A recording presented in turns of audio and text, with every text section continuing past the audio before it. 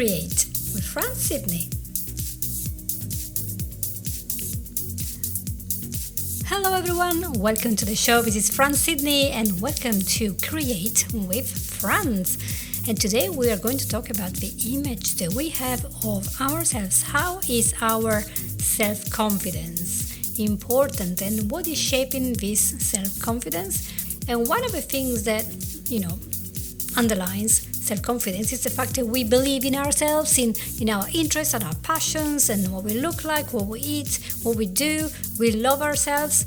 And the opposite of that would be when we do not like ourselves. So let's talk about this for a little while. Are we loving being into our own self?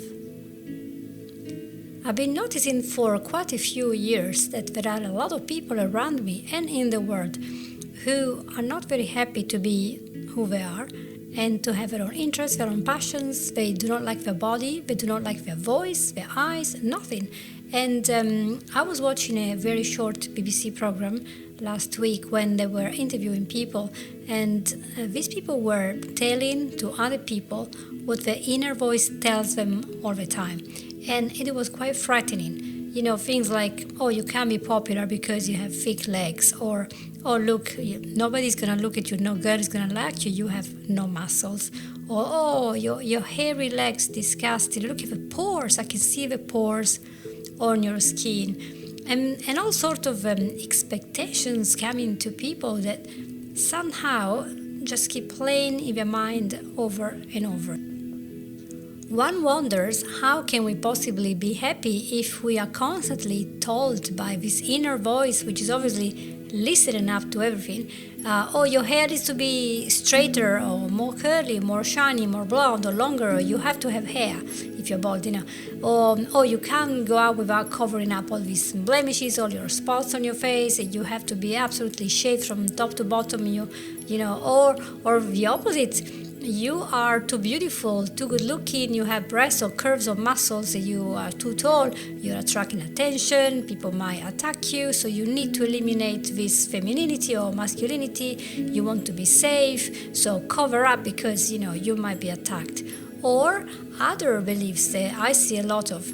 For example, oh, I can only be happy, or you can only be happy when you have the perfect skin, when you have a beautiful, amazing body, when you have more breasts, bigger breasts, explodingly big breasts, or maybe no breasts at all, then you're going to be happy. Or the lips are never good enough, right? The lips have to be bigger, they have to look like two balloons. The eyelashes have to be a meter long. We never end. The muscles, poor guys. You cannot just be fit and do a couple of sports. No, you have to have big muscles. You have to have the turtle, and it is like, come on, guys. But that is what people are listening to every day from the media, from their friends. They are feeling they're not popular. They cannot be liked by others because they're not fitting in, because they are different from what? Different from what? From what people are expecting them to be, because they're not dressed the same, because they don't look the same, because they don't do the same. And the thing is, we're all unique, but somehow we are funneling one image for everyone that we should all be looking like this image, right? And it's just not right. We are losing our diversity as people. We don't seem to have the capacity anymore to appreciate people who are a different shape from our body or who have different ideas. We all have to be the same. The same of what? Of whom? And that is causing a lot of problems. I think it's very sad to see the young people who should be looking forward to an amazing future where they can create the life that they want by going to the right school or apprenticeship and starting to work in a place where they can use their talents. Instead, they are so preoccupied about being accepted by their peer to such an extent, can I say extent? Yeah, that everything is impossible because their peers seem to be, sometimes they're not, but seem to be expecting that they are all behaving and looking like whatever. And although there's always been peer pressure and there is a societal pressure, there is a point where looks and what we are outside is going way beyond what we are inside, and we are probably misunderstanding that what is outside is a shell, but who we really are is really inside us. There's nothing we can change outside that can change who we are inside. And the problem with this, we are seeing around a lot of social anxiety in a lot of school leavers, anxiety also in high school students, university students, college. Then we see things like emotional eating, drinking, drugs and alcohol, vaping, or anorexia and bulimia. And sometimes this comes from this fear of not being liked and accepted and cool and trendy. Whatever is trendy now in school that everyone is doing, we seem to understand, oh yeah, that's what we have to do because everyone is doing it, it's normal. And that's why we have so many things like self-hate, we have body dysmorphic disorders, we have lack of purpose, we have confusion, we have so much general mental illness, not being happy with who you are, where you're going, what you look like. So in general, a lot of youth and perhaps a lot of adults, they just don't feel good enough. They don't feel nice enough. They don't think they have a future. So there is a long list of problems, and we ought to look at this and see what's going on. When we look at what's going on nowadays, what is the source of information that is telling everyone that we have to be all the same, and this image that is so unhealthy, in my opinion, where is that coming? In a lot of places, we say that this is coming from social media or from our friends who have been exposed to social media and then talk to us about things that we were not exposed to. There is an organization called Better Help, and they work to provide affordable counseling services. And they made a statement. They say a negative body image and low self-esteem can lead to other mental health issues such as anxiety and depression. And they recommend that for the best long-term results, social media users struggling with body image, they should seek help from mental health professionals. Yet, what young people do when they struggle with their body image, they go back to the internet. And when they write on Google for a search, I hate my body, I don't like my body, they might be taken to websites that are not giving them proper professional advice, but they're just taking them towards various sources of information that will not be helpful to resolve the problem at all.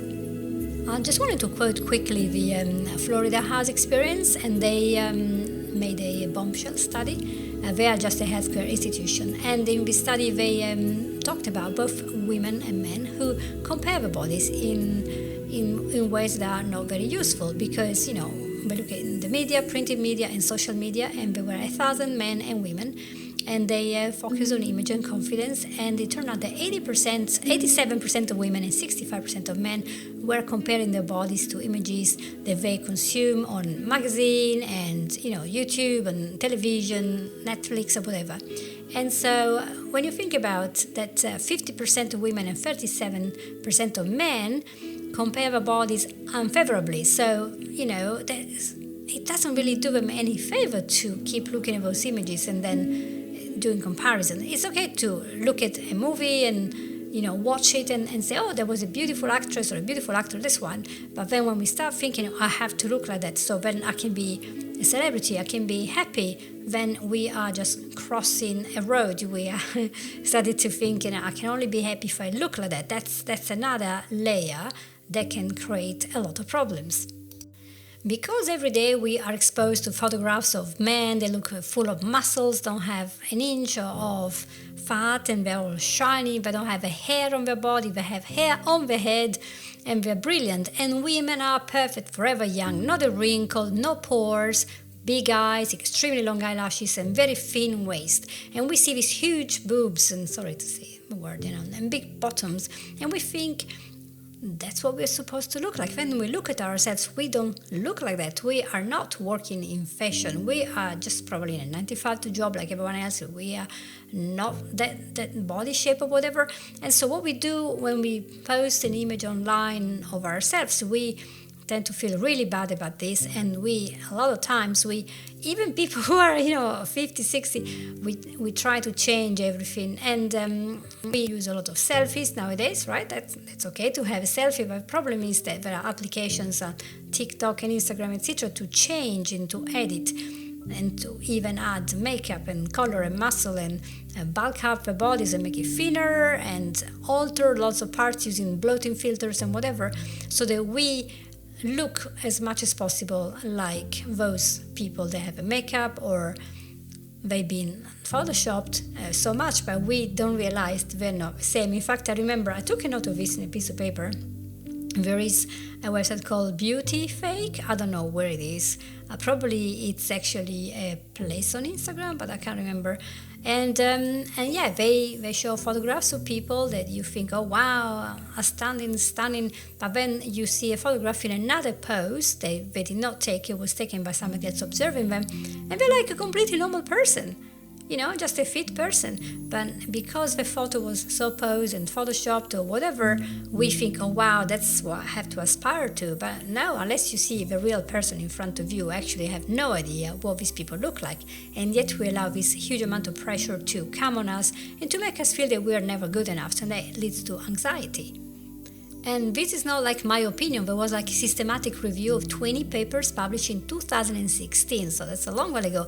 And they found that photo-based activities like scrolling through Instagram or posting pictures of yourself were a particular problem when it came to negative thoughts about your body. So I'm quoting here Jasmine Fardouli, who is a postdoctoral researcher at Macquarie University in Sydney, Australia, completely wrongly pronounced, but you will understand me. And she said, quote, "People are comparing their appearance to people in Instagram images or whatever platform they're on, and they often judge themselves to be worse off."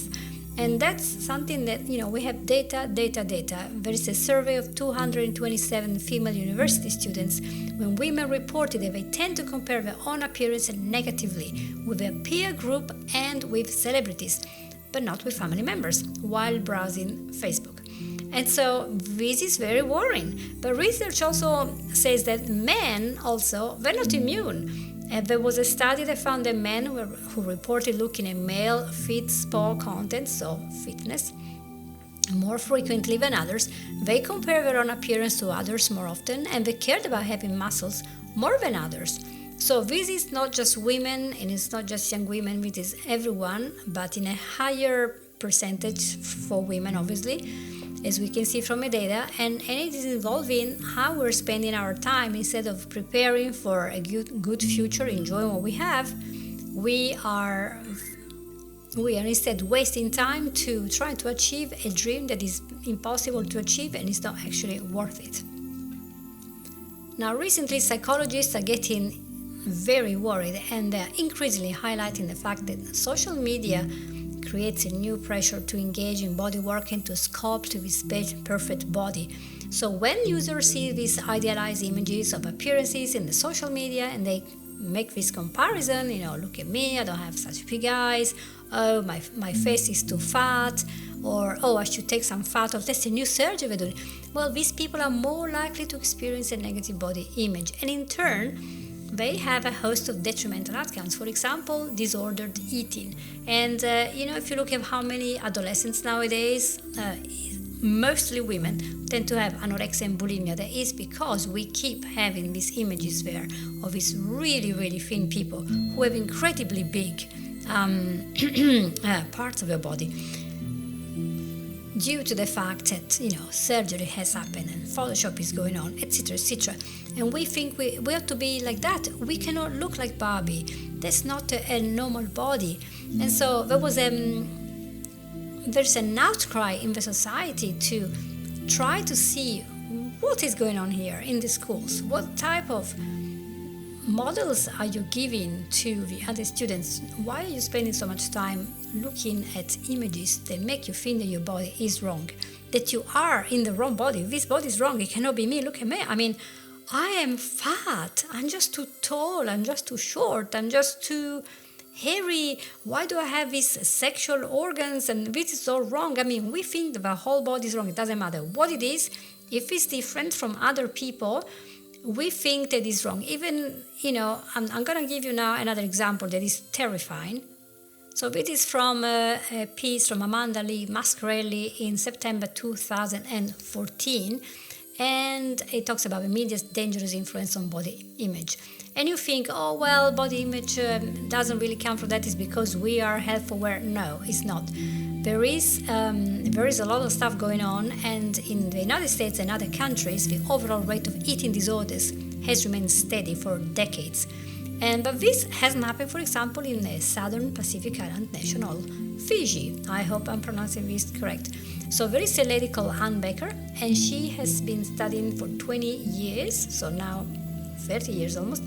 She's been studying the effects of media on youth. And so she's an expert of eating disorders at Harvard Medical School in Boston. And so she decided to study the girls in the island of Fiji for two reasons. First of all, because until the mid-90s, doctors had reported only one case of anorexia nervosa in the entire country of Fiji. And so she wanted to know why these girls were protected from a disorder. And the second reason was that the people in remote areas like that, they didn't have television until 1995. And that's exactly the year when the government began to allow TV stations to broadcast Western programs, and almost overnight all the youth were exposed to Western media. So what happened?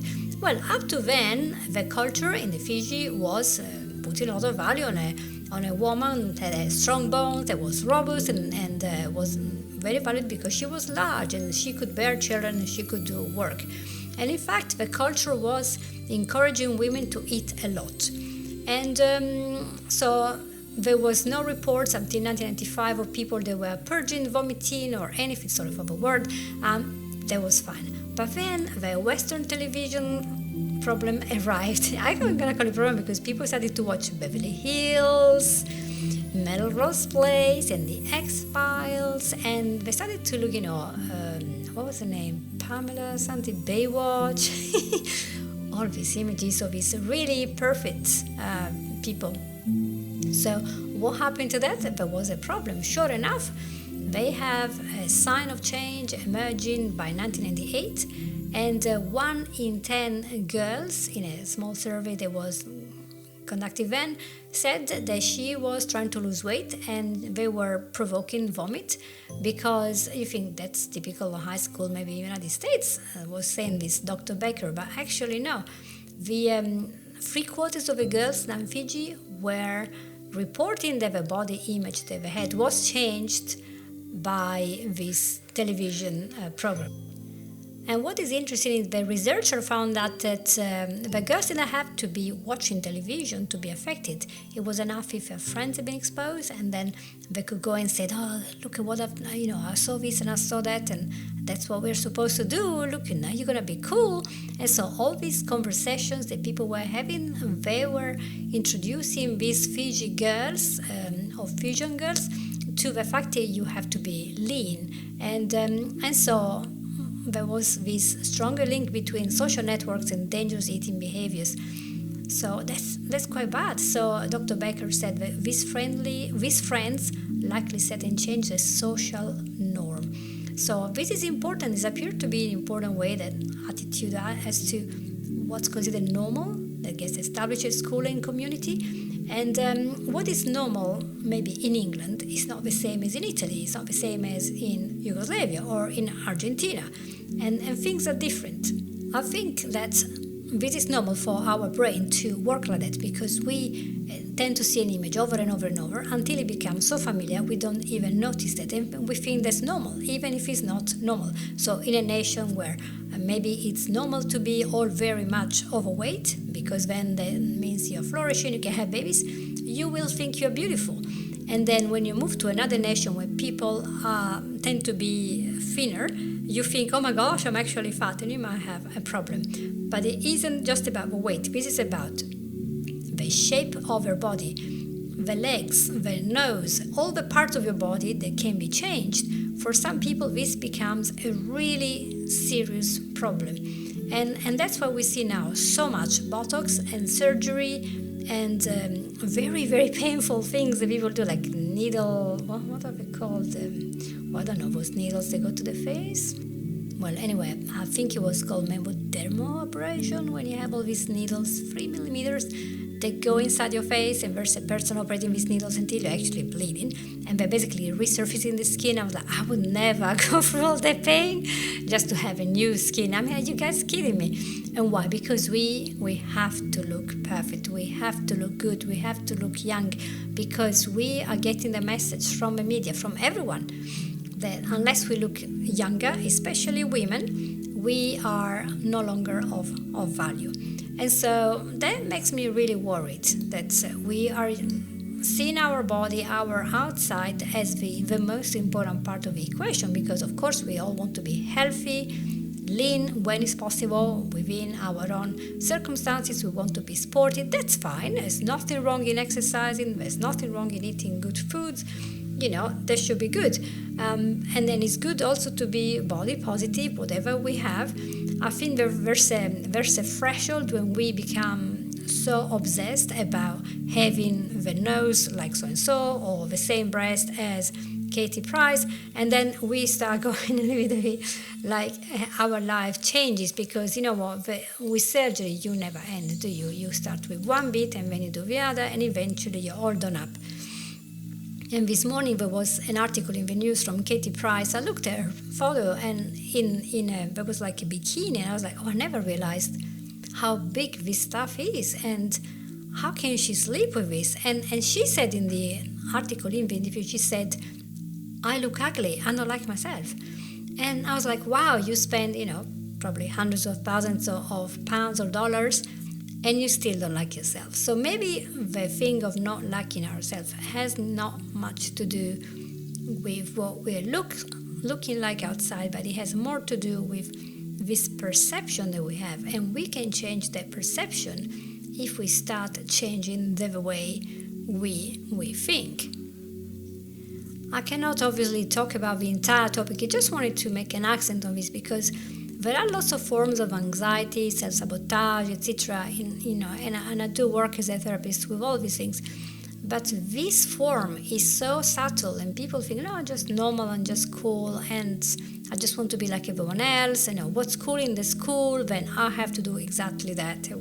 That's the fashion, that's how I'm going to dress. Otherwise, I'm not safe, I'm going to be attacked, I'm going to be raped, I'm going to be this, I'm going to be criticized. And, we have to really start to think and open a debate about how we are treating our youth, and how we are allowing them to treat one another with text, asking for photos that are not supposed to be there, and always talking about the body. Can we talk about the brain? Can we talk about what you like doing? Something a little bit more saucy and intelligent, like the brain. The brain is sexy, guys. It's a lot more sexy than the skin, because the skin will age. Doesn't matter how much surgery you do, or how much skin resurfacing you do, you will age. That's designing your genes. We are born to die, and we will eventually age. So let's go quickly to a piece that I found in Forbes, and it offered a few tips on how social media users can maintain a positive outlook on their body image. And they say that first of all, you should unfollow or unfriend all the accounts that try to sell you products with your body and trying to make you, feel that you're not good enough. Second, keep up with accounts that promote healthy living with factual information. So healthy living does not mean to starve yourself. It doesn't mean to cut off parts of your body. It doesn't mean to bind, restrict, or explode, or make everything huge. That's not healthy living. That is self-torture. It's painful. The next suggestion is to tap into the way body-positive influencers treat body image. So how can we look at our body in a more positive way? And then I do add, avoid speaking negatively about your own body, especially in real life. I might have to add one of my comments here, one of my fan style comments. If we keep speaking negatively about our body, we will eventually become very familiar with this concept, and we will become blind to our own uniqueness and beauty. And so it is very, very rare that a person is truly and 100% ugly. We always have one part of our body that is nice and good to look at, and at least is not terrible, unless we've been all burnt in an accident. But even so we have to find things that we like and concentrate on that, instead of just looking always at, oh, I got the cellulitis, I got this, I got that. You're never gonna be perfect, and what is perfect anyway? So let's go to the next one. Disconnect from social media to be active. What did I just say? Disconnect? Yes, Forbes said disconnect now.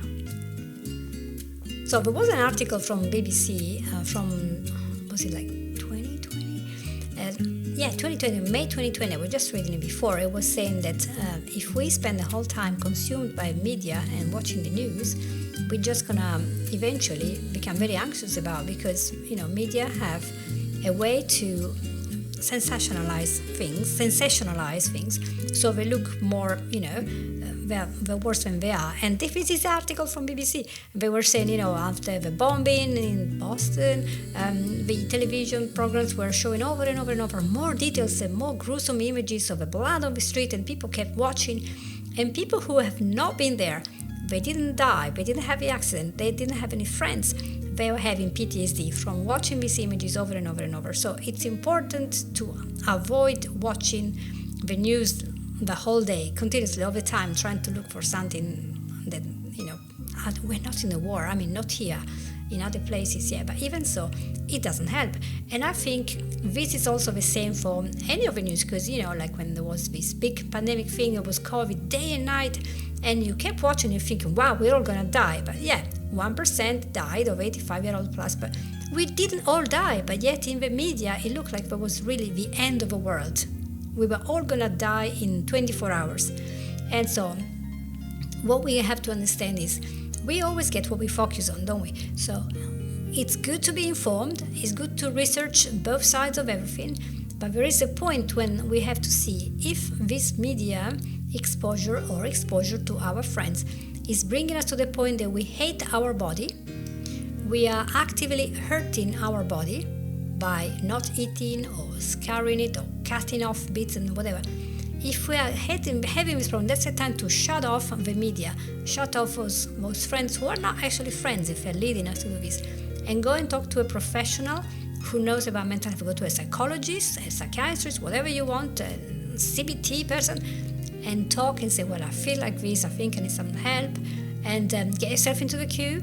There is a waiting list, wait and get there, but don't just get always with those people who are going to put you down because you are different, because you don't have a perfect job or the look, or your passions and interests are not the same as other people. And because that's very, very unhealthy, and eventually the self-confidence you have will crumble completely. You will not believe in yourself. You will lose the brightness, the joy of living. You will lose purpose, and you will not have any energy to go and do everyday things, because you are terrified that you're not going to make it, because you're not good enough, you're not smart enough, etc. So it's very important for mothers and fathers also to look at this stuff and such a high vocabulary here. Talk to their children, to their teenagers, and young women, young men alike, and see what's going on. You don't have to ask, do you need a therapist, darling? But just look, are they too preoccupied? It's okay to look brilliant, but are they too preoccupied? Are they crying? Are they feeling bad? Because sometimes we don't pick it up. Are we eating and eating and eating because we don't feel good about ourselves? And while it is very good if you have decided for yourself, yes, I want to change my hair color, or I want to lose weight because I'm going to be healthier, that's fine. And you shouldn't be blamed for wanting to lose weight and be healthier. That's your own choice. Well done. If you decided to be healthier, that's good on you. But so there is a point when the youth have to understand that they are unique, they are different, they're not designed to be a little clone, stamp and duplicate of everyone else, and that's why we are so beautiful. And so my message ultimately is that we are more than our body, more than our looks, more than everything else that the media is pumping day and night. And so if it's making you feel bad, shut it down completely, and just take a break for a few days and just stop and just listen to yourself and ask yourself, who are you and what do you want from life? Because certainly we don't want to spend the rest of our life being medicalized patients, continuously having surgery to be bigger and smaller, and I don't know what else we can do to our body and to pull them. We're not a doll, we can just put together the bits. We can't do that, and we can't live a life that other people want us to live. We have to live our life. That's our right. So please remember, you are a lot more than your body, and you're a lot more than you think. You are worth it. You are enough. You are loved. You have a purpose. You have a mission, and you are valued. So don't underestimate yourself ever again. Well, that was enough for today. So it's been half an hour and it's time to cut this episode off completely before I say too much. And I hope that it was useful for you. And if you have any questions or comments, please contact me and I'll be very happy to reply to you and have a chat about this topic. And thank you so much. And please share it if you think it was useful. And I'll see you next week. Take care. Bye. You have listened to Create with Fran Sidney.